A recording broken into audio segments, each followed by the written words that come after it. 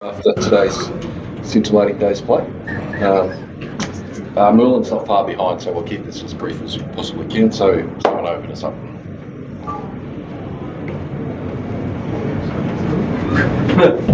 Which catch did you enjoy more, the one that was sort of handed to you at square, or the diving intensive goal? Yeah, probably the gully one, mate. Just talk us through that. Like, obviously, that's the spot that Kevin Green's had for a fair while this team, but it feels like whenever you go there, you're able to adapt to it pretty nicely. Yeah, I think since I've come back into the test team, fielding at gully is probably the most nervous I get, because Greeny's probably going to go down as the best ever, and if you drop one there, they always compete to Greeny. So yeah, I like fielding there, but yeah, I'm a square leg now, and it's just as good. Mitch Stark's got chased well again today. Pat's got the shot pants again today. Do you think you're starting as your Pats are moving their bowlers start to get the better of some of these Indian batters?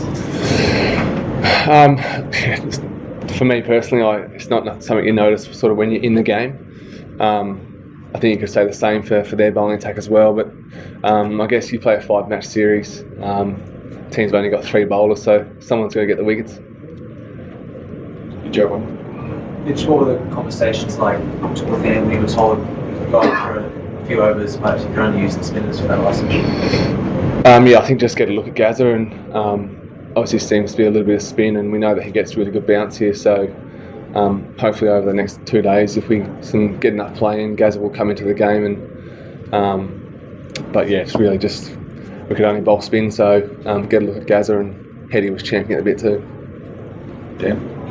Mitch, do you think realistically you'll need to enforce the follow-on to win this test match?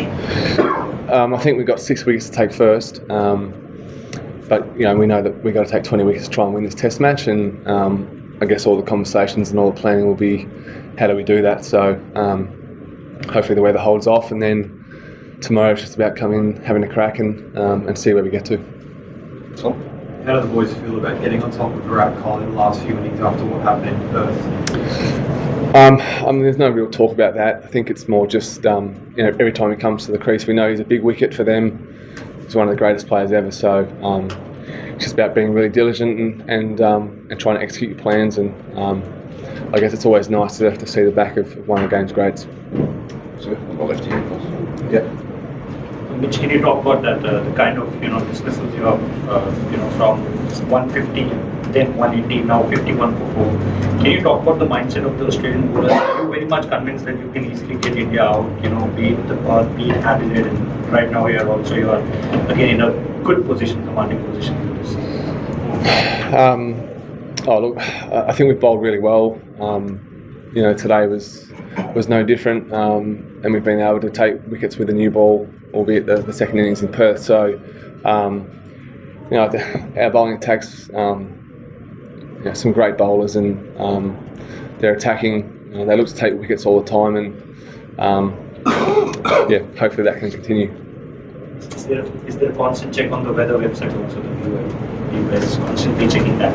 Absolutely, yeah. We're always asking for the radar and what's happening. Obviously, 2 days to go, and I think there's still plenty of time for a result.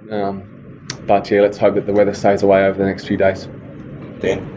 Mitch, do you look at it as a team as a positive that even though there's already been a lot of play lost in the game, you've been able to put yourself in a position where you could still win it, even if you only get it, I don't know, day and a half, something like that? Yeah, I think when you get sent in and you make 450, it's always positive, and then I guess you earn the right to attack, especially early with the ball. So like I said before, now it's just about how do we try and take 20 wickets. We've got 6 more to get, and then we just assess from there.